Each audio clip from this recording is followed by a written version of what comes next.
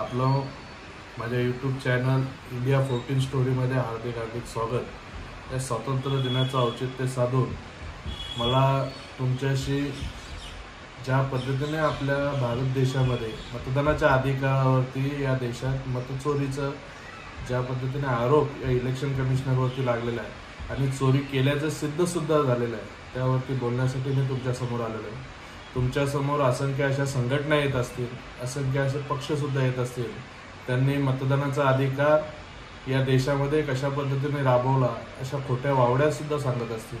पण हा मताचा अधिकार तुम्हाला डॉक्टर बाबासाहेब आंबेडकर यांनी स्वातंत्र्य होण्याच्या अगोदर या देशामध्ये जेव्हा निवडणुका घोषित झाल्या, या देशामध्ये स्वातंत्र्याची चाहूल लागण्याच्या अगोदर या देशामध्ये पारतंत्र्यात असं निवडणुका जेव्हा सुरू झाल्या 1932 साली डॉक्टर बाबासाहेब आंबेडकर यांनी गोलमेज परिषदेमध्ये भांडून सर्व समाजातील सर्व स्तरातील लोकांना मतदानाचा अधिकार आणला। त्या पहिले हा मतदानाचा अधिकार हा या देशातील धनधणग्या माणसांनाच होता, जो टॅक्स पेअर असेल त्यालाच मताचा अधिकार होता। अशा पद्धतीने मताचा अधिकार या देशामध्ये प्रत्येक नागरिकाला नव्हता, पण डॉक्टर बाबासाहेब आंबेडकरांनी 1932 सालीच या देशातील प्रत्येक नागरिकाला मताचा अधिकार आणला। कुठल्याही जाती धर्माचा द्वेष न पाळता, कोणत्याही व्यावसायिक नसताना सुद्धा, कोणत्याही टॅक्स पेड नसताना सुद्धा सर्वांना मताचा अधिकार आणला। या देशाचं भवितव्य सामान्य नागरिकाच्या हातात दिलं आणि त्यांना सांगितलं की तुमच्या हातातनं तुमचा नेता निवडा, राजाच्या पोटातनं राजा जन्माला येणार नाही, तर सामान्य जनतेतील काम करणारा व्यक्ती असेल त्याला निवडून द्या आणि त्याच्याद्वारे तुमचा नेता निवडून तुमचा उत्कर्ष करून घ्या। हे डॉक्टर बाबासाहेब आंबेडकरांनी पारतंत्र्यात भारत असताना या देशातील प्रत्येक नागरिकाला त्यांचा अधिकार देण्यात आला।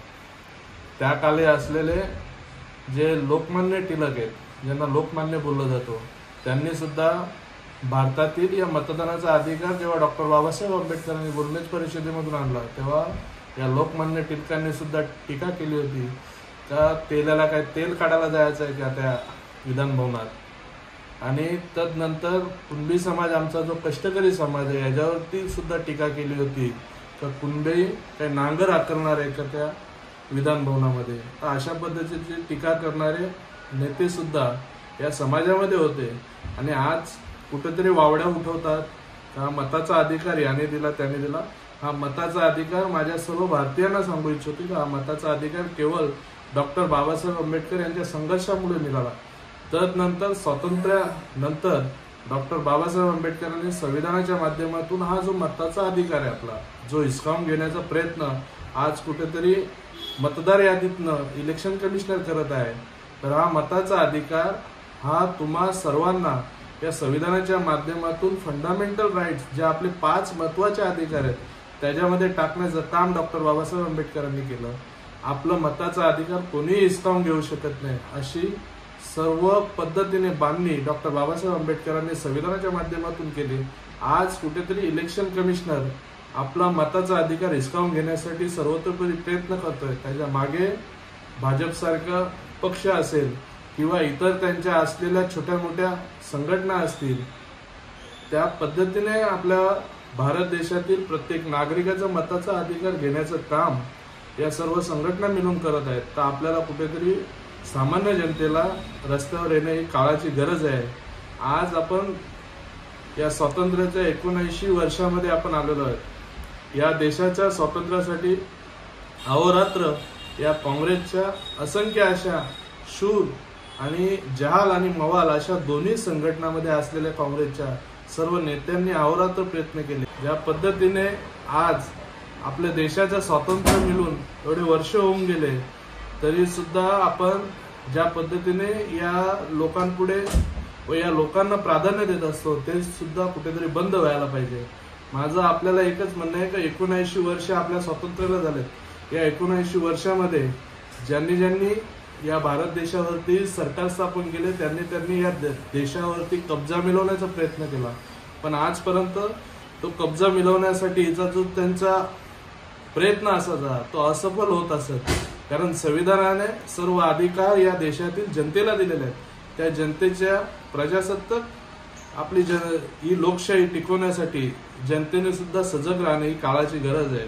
आज कुठेतरी मतदानाचा अधिकार जो फंडामेंटल राईट्स आहे, जो आपला मूलभूत अधिकार आहे, तो हिसकावून घेण्याचा प्रयत्न इलेक्शन कमिशनर भाजपच्या माध्यमातून जर करत असेल तर आपल्याला याच्या विरोधात आवाज उचलणे काळाची गरज आहे.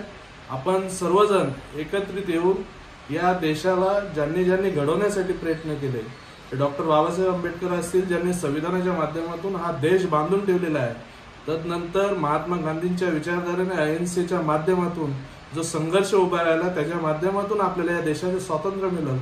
ते स्वातंत्र्य अबाधित ठेवण्यासाठी काँग्रेसने या देशाचे 60 वर्षे जे सत्तेमध्ये होते, त्या सत्तेमध्ये कुठल्याही संस्था नष्ट करण्याचं काम केलं नाही. पण आज जे 10 ते 12 वर्ष सत्तेत आलेला जो पक्ष आहे, तो या देशातील सर्व जे आपल्या जनतेला असलेले मूलभूत अधिकार देण्यात आलेले सर्व अधिकार हिसकावून घेण्याचा जर आज प्रयत्न होत असेल, सर्व प्रशासकीय व्यवस्था उलट झाली असेल, सर्व अधिकार देणारे जेवढ्या न्याय संस्था आहेत त्या कुठेतरी भ्रष्ट झाल्या असतील, तर आपल्याला एकत्रित येणे ही काळाची गरज आहे. हा आपल्या देशाच्या नवीन दुसरी स्वातंत्र्याची लढाईची सुरुवात झालेली आहे.